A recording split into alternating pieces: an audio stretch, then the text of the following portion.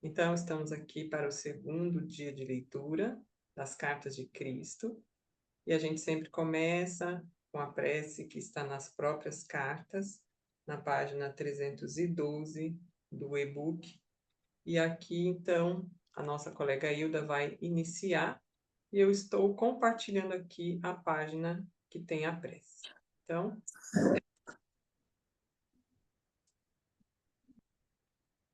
vamos iniciar. Hilda, por favor, fechando os olhos, quem quiser. Pai, mãe, vida. Tu és minha vida, meu constante apoio, minha saúde, minha proteção, a perfeita satisfação de todas as minhas necessidades e minha mais alta inspiração. Peço que me reveles tua verdadeira realidade. Sei que é a tua vontade que eu seja plenamente iluminada e que eu possa receber melhor a consciência de tua presença em mim e ao redor de mim. Creio e sei que isso é possível. Creio que tu me proteges e me guardas no perfeito amor. Sei que meu propósito final é te expressar. Quando falo contigo, sei que tu estás perfeitamente receptivo para mim, pois tu és a inteligência amorosa universal, que maravilhosamente concebeu este mundo e o tornou visível. Sei que quando te peço para falar comigo, eu envio um raio de luz de consciência para a tua consciência divina, e que quando eu escutar, tu entrarás em minha consciência humana e virás cada vez mais perto do meu espírito, e meu coração mais e mais receptivos. Eu confio meu ser e minha vida nos teus cuidados. Então, vamos aqui agora para a parte que fala da meditação. Ele dá ensina como fazer dentro dos princípios das cartas. E aí a gente está sempre fazendo, iniciamos com 1 minutinho na meditação que ele explica, e hoje a gente vai fazer 2, que eu acho que é um tempo bom.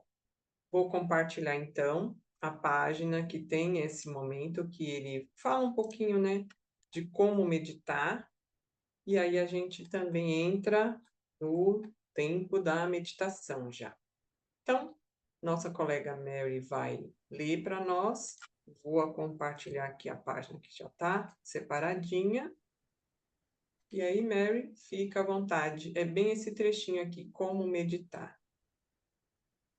Você, você tem como ampliar mais um pouco, Cris? Não entendi. Tem como aumentar mais um pouco para mim? Ah, o tamanho, né? É, Tem. porque para mim tá bem ruinzinho para ler, É que eu porque tô você no está no celular. celular, né? É, Pronto, aqui, ó. Ficou melhor, agora né? melhorou. Hum. Como meditar? Quando meditar, adote uma posição que seja a mais confortável. Você não tem que fazer contrações físicas. Descanse e relaxe. Diga para você mesmo que relaxe e solte seus membros, incluindo sua cabeça, pescoço e rosto, até o estado de profunda soltura.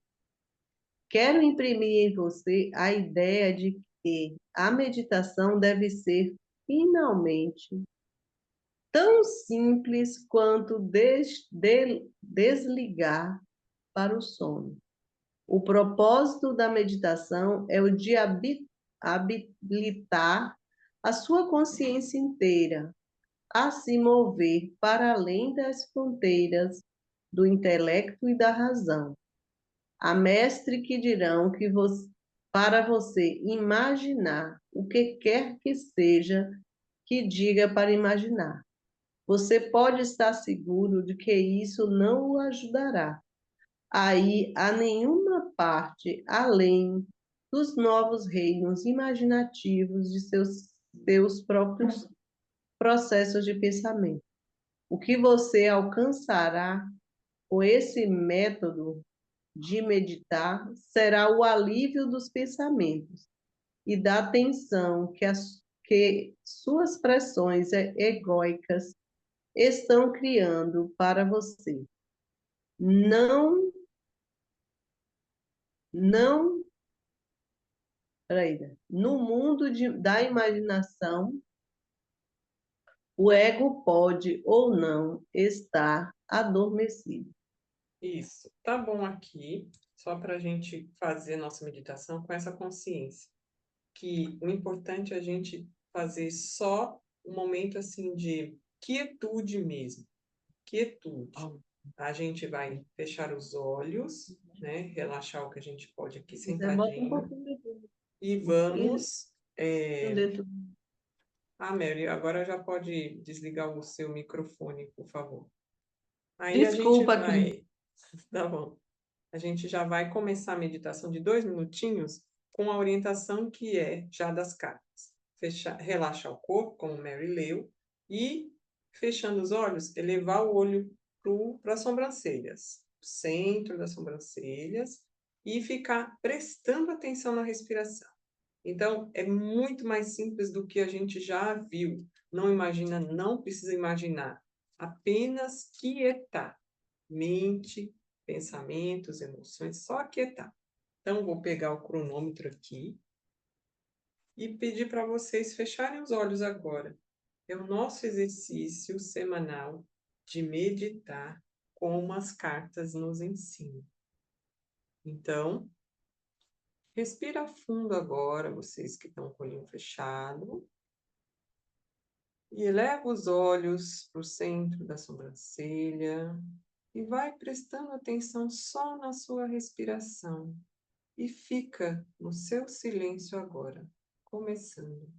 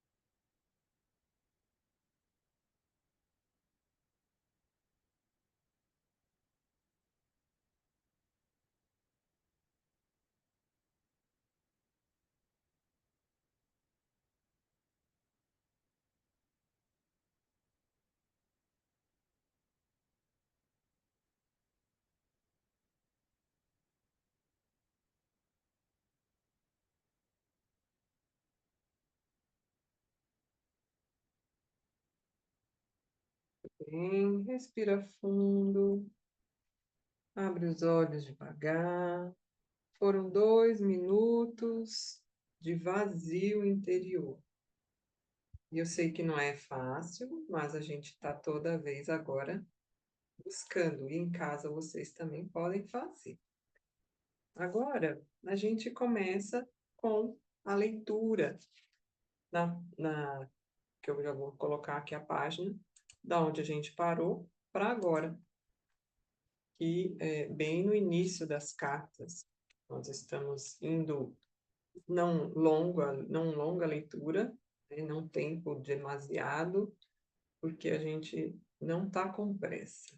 A gente quer qualidade e reflexão ao longo da semana. Então, aqui, vou compartilhar agora a parte de hoje.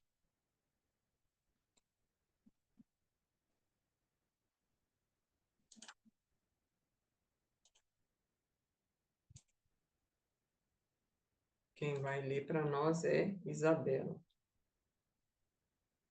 Começa bem aí o propósito dessas cartas. O propósito destas cartas. As cartas têm a intenção de trazer iluminação ao mundo em geral e capacitar a humanidade a construir uma nova consciência durante os próximos 2000 anos.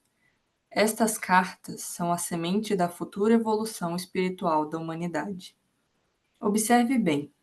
A evolução espiritual da consciência humana é o que traz a evolução mental e física em sua vida pessoal e global e aproximará a humanidade de estados cada vez mais harmoniosos de bem-estar.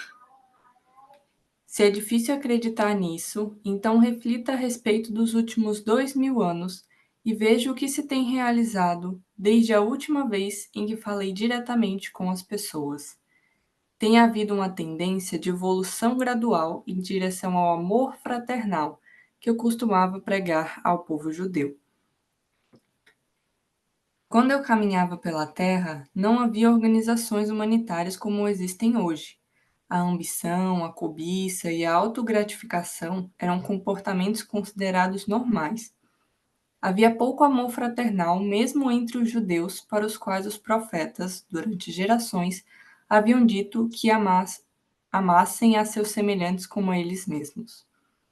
Conforme a humanidade vem desenvolvendo sua capacidade para o amor fraternal, a vida tem se tornado mais confortável e prazerosa sobre a forma de considerações mútuas, cortesia, gentileza, na criação de hospitais e sociedades para o bem-estar infantil, no cuidado com os mais velhos, no movimento a favor dos direitos humanos e em muitas outras instituições dedicadas à melhoria da condição humana.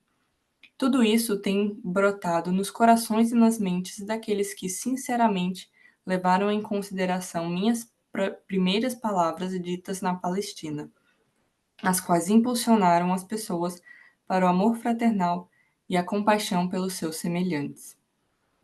Esses cuidados espirituais e o amor fraternal ganharam um tremendo impulso no século XIX, quando minhas palavras foram pregadas com renovada e intensificada sinceridade nos púlpitos e alegremente recebida por congregações sérias e sinceras.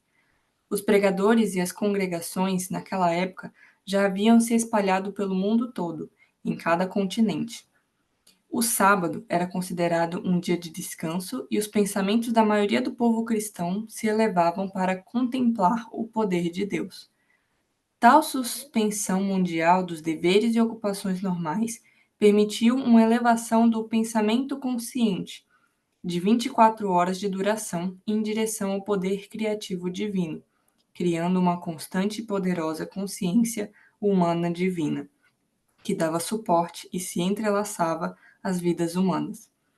A súplica humana atraiu o poder do divino para o interior da consciência e experiência humanas, e deu lugar diretamente ao crescimento e à expansão em cada faceta da vida humana. Contudo, as pessoas ainda não sabiam como direcionar mentalmente o poder divino para os canais espirituais da criatividade em lugar dos canais do ego. Em consequência, a expansão da consciência coletiva trouxe resultados negativos sugeridos do poder do ego, assim como resultados positivos produzidos pela consciência espiritual das pessoas inspiradas e iluminadas. Nota, por essa razão, eu vim expressamente para explicar a você um fator da existência que é de vital importância. Por favor, leia cuidadosamente. Isabela, um minutinho, então. Só para a gente, como ele vai dar um outro toque aí do assunto, vamos comentar esse pedacinho que a gente leu. Então, ele fala de que esse conhecimento agora que nós temos hoje altera toda a vida humana nos próximos 2000 anos. É muito tempo. Mas ele vem comparando os últimos 2000 anos, que tudo já melhorou, que o amor fraternal já existe, que as coisas têm melhorado, e ele remete ao século XIX para dizer que houve aquele tempo em que as pessoas dedicavam mesmo a folga para contemplação, agradecimento, voltar a consciência para o divino, para aquela força maior, para Deus. E isso fazia uma conexão maior, né? E essa conexão maior trazia para o ser humano essa consciência divina humana que trouxe muitas coisas boas. A mente criativa humana se desenvolveu muito rapidamente. E foi lá no século XIX que a gente teve a Revolução Industrial, que a gente teve invenções várias em áreas da saúde, de todas as áreas. Mas o que ele fala é que, assim, a gente acabou sem uma maturidade, usando esse poder para os propósitos do ego humano e não para direcionar esse poder criativo para o espiritual. E aí o ego hoje, esse poder do ego hoje é também o que influencia a nossa condição ainda com muitas dificuldades. Agora ele vai, então, mostrar o quanto que a gente, né, tem a consequência disso. Então eu volto aqui para o texto para você continuar, por favor.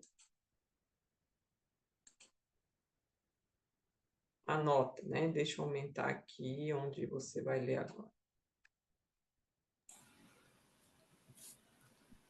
É isto. Sua consciência pessoal é inteiramente responsável por tudo aquilo que vem para sua vida e experiência pessoal. É sua consciência pessoal que traz para você o bem ou o mal. No seu subconsciente, você traz lembranças fortemente impregnadas, ainda que ocultas, de traumas, emoções de suas vidas anteriores que podem irromper e afetar a sua consciência atual. A sua oração fervorosa e específica para aliviar alguns acontecimentos pode receber respostas, mas a longo prazo será de pouco proveito se sua mente e seu coração continuarem em contravenção com as leis universais do amor e você viver com atitude mental de constante crítica. As leis universais da existência se relacionam somente às atividades da consciência e são exatas e indesviáveis. Não são prêmios ou castigos de Deus. Repito, não são castigos de Deus. Se relacionam ao fator causativo da consciência, que atrai, magnetiza as partículas elétricas que se unem e aparecem perante o mundo como formas e experiências sólidas. Momento, por favor, Isabela. Aqui a gente viu, né, a primeira estrelinha aqui, quando você começou a ler, que fala que a consciência pessoal é inteiramente responsável por tudo que vem para a sua vida e experiência pessoal. É a sua consciência pessoal que traz para você o bem ou o mal. Então, ele fala embaixo, que você acabou de ler, não são castigos de Deus, né? Se relaciona ao fator causativo da consciência, que nós mesmos atraímos para a nossa vida. Atrai, magnetiza as partículas elétricas que se unem e aparecem perante o mundo como formas de experiências sólidas. Interrompendo aqui, como que ele vai, ao longo do livro, explicar como que nós fazemos isso com a gente mesmo? Poxa, nos prejudicamos, acontecendo coisas, e não é castigo, nossa, não é pecado, ele também vai elaborar essa questão do pecado.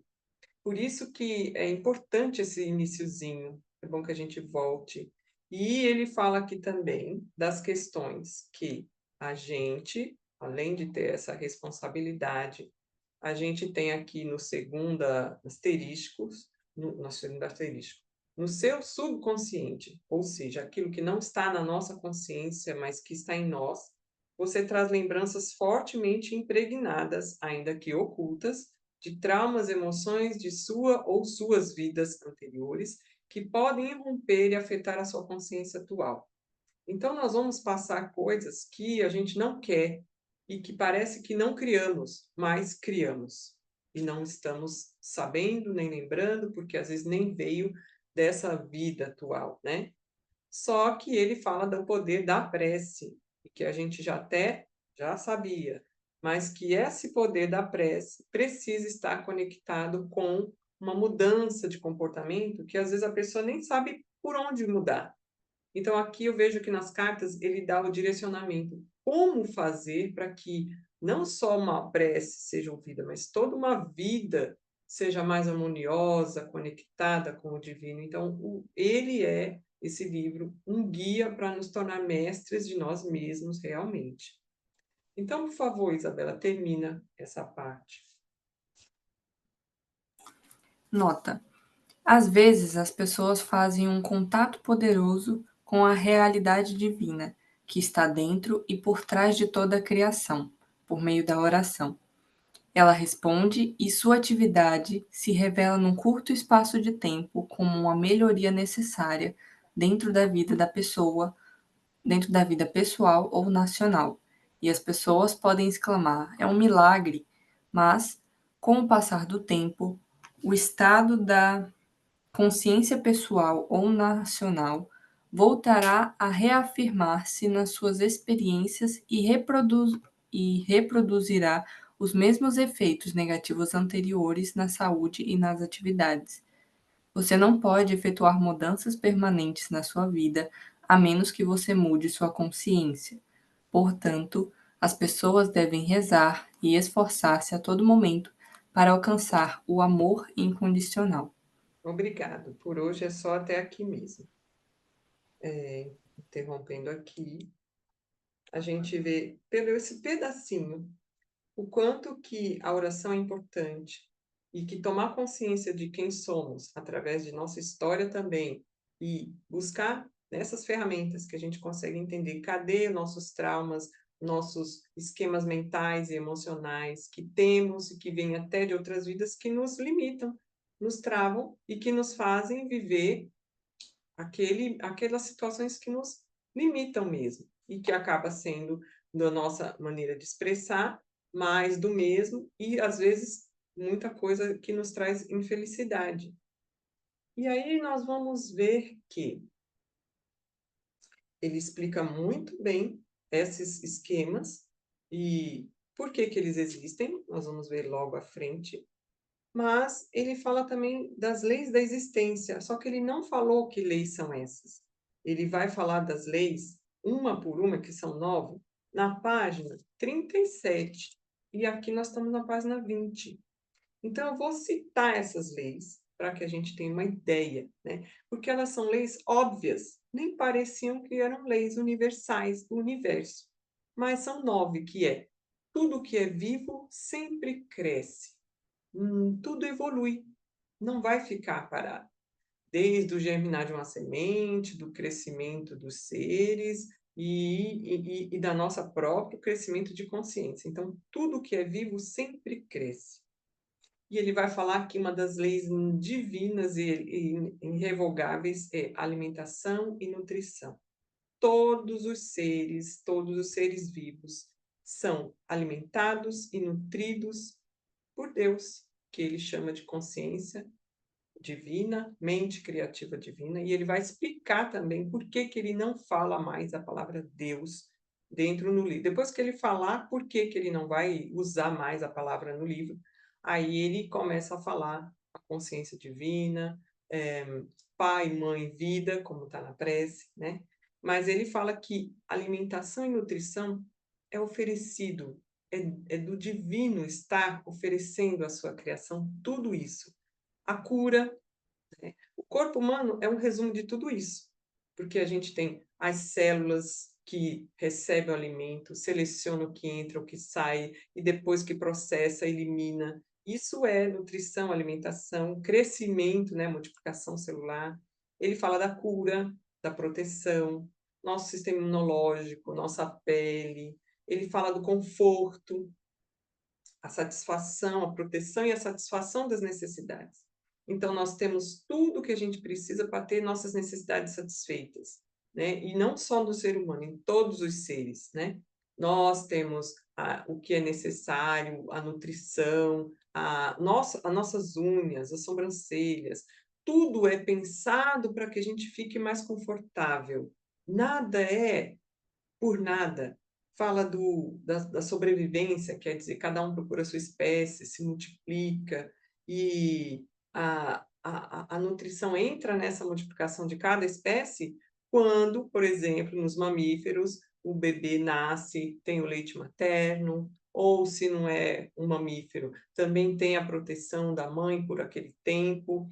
Nada fica sem proteção, nenhuma espécie vegetal, animal, tudo é muito dentro dessas leis. E ele fala do trabalho que Deus trabalha em nós, para nós e através de nós. E do exemplo do trabalho, já que eu estava falando aqui do corpo humano, que ele também cita esse exemplo, nós temos nossas células trabalhando em cooperação perfeita para que a gente esteja aqui com saúde, harmonizado, funcionando em todos os órgãos e funções cognitivas, físicas, etc. Por quê? Porque as células do pé não sabem a importância dela para o todo, elas estão lá, fazendo a função delas lá, mas elas estão colaborando para que todo o corpo esteja bem. O pé, o braço, o estômago, elas trabalham incessantemente, colaborativamente, para a nossa vida, para que a gente esteja vivo e bem. E depois ele fala do ritmo, que tudo tem um ritmo, altos e baixos para todos em qualquer situação, é a lei. E a última é a lei e a ordem. Ele reforça que nada no universo está sem uma orientação, sem uma ordem. E essas são as leis que vamos estudar daqui a pouco, né? Mas para vocês, para a gente saber aqui agora, que leis universais são essas que ele cita.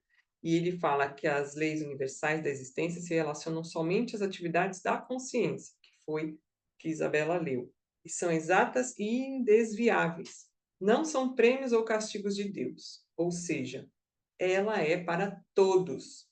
Ah, mas por que que as pessoas sofrem fome, miséria,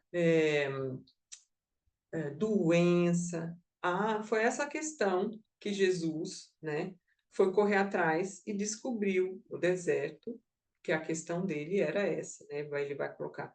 Como assim? Se Deus é tão bom e justo e amoroso, por que essas dificuldades no mundo? Por que a miséria, a doença? Então, é através desse estudo das cartas que a gente vai entender por que que é assim, e a gente volta no primeiro asterístico que fala que a sua consciência pessoal é inteiramente responsável por tudo aquilo que vem para a sua vida e experiência pessoal. É a sua consciência pessoal que traz para você o bem ou o mal. Não é simples, porque ninguém quer passar fome, ninguém quer passar dificuldade, nem guerras. Só que, ao longo do livro, das cartas, a gente vai entender como isso se tornou mundialmente um padrão. E essa é a beleza das cartas. Muito bem. Então, por hoje, a gente vai ficar aqui, para a gente não se alongar, porque olha quanta reflexão deu, né? Mas eu tenho aqui uma reflexão de fechamento que vou colocar na página, é bem curtinho, justamente que reforça tudo isso que a gente leu. Vou pegar aqui. É um trecho das cartas complementares, que ele fala. Deixa eu levar aqui já, antes de colocar, né?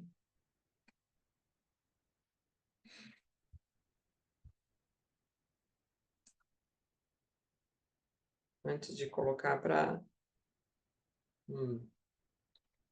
26.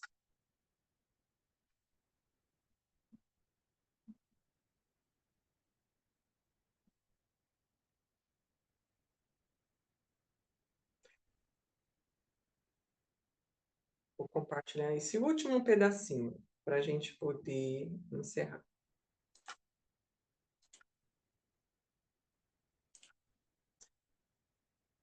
Está na página 26. A gente vai chegar lá, mas eu achei interessante a gente já terminar hoje com essa reflexão aqui, nesse parágrafo que começa.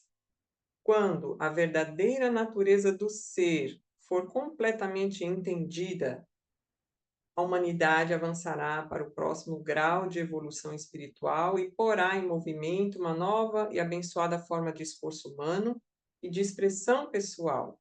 Para alcançar essas metas, a humanidade precisa primeiro obter discernimento sobre o que e quem é. E aí nós vamos entender o que a gente leu hoje, o porquê desses sofrimentos no mundo, se está dizendo que é nós que criamos a nossa realidade. Então, como eu faço para não criar mais isso?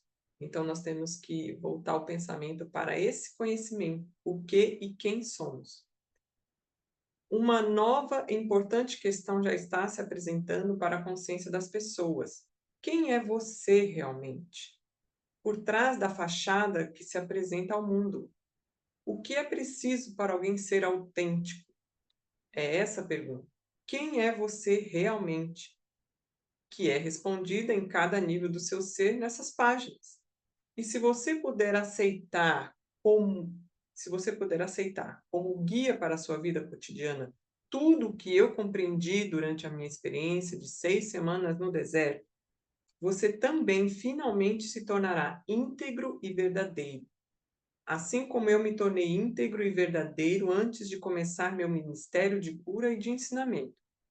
Uma vez que existem poucas pessoas no mundo que se consideram íntegras nesse momento, você seguramente reconhece que há uma necessidade urgente de que eu me introduza em sua mente para dirigir você até uma nova maneira de pensar e sentir. Essa mudança na consciência irá levá-lo à divina harmonia com a realidade e a melhores condições de vida e segurança. Para fazer esse trabalho de reconstrução em sua consciência, eu devo primeiro registrar em sua mente, e você deve aceitar, que eu ensinei na Palestina muitas coisas que os homens ainda não estavam prontos para receber. É significativo que nunca tenha sido publicamente questionada a ausência de registros da minha juventude. Qual foi a verdadeira razão de tão importante omissão? É igualmente significativo que, embora eu tenha passado 6 semanas no deserto depois do meu batismo e tenha saído daquela experiência como um mestre curador, nenhum escritor tenha tentado descrever o que realmente aconteceu durante aquele tempo. Apenas se disse que eu era tentado pelo demônio, que estavam entre as bestas e que os anjos estavam comigo. Não há a menor indicação do que aconteceu no deserto que me permitiu voltar às cidades e aldeias, proclamando que o reino de Deus está em vocês. E falar nas sinagogas com tal autoridade que os anciãos judeus ficaram atônitos. E é isso. A gente vai chegar nessa página, mas que a gente fique com essa reflexão no sentido de entender que não estamos com todas as informações para nos realmente se sentir íntegros e tirar da nossa consciência esse movimento que nos causa o sofrimento humano até hoje. E é isso que nós vamos desenvolver ao longo das leituras. O que Jesus aprendeu no deserto, ele traz, explica, reexplica, convida a gente a desenvolver em nós, e o primeiro exercício que faz isso é a meditação. Desse jeitinho simples mesmo que a gente viu. Por isso, essa leitura é instigante e vale a pena. Só que agora vamos ficar para se encontrar de novo na próxima semana.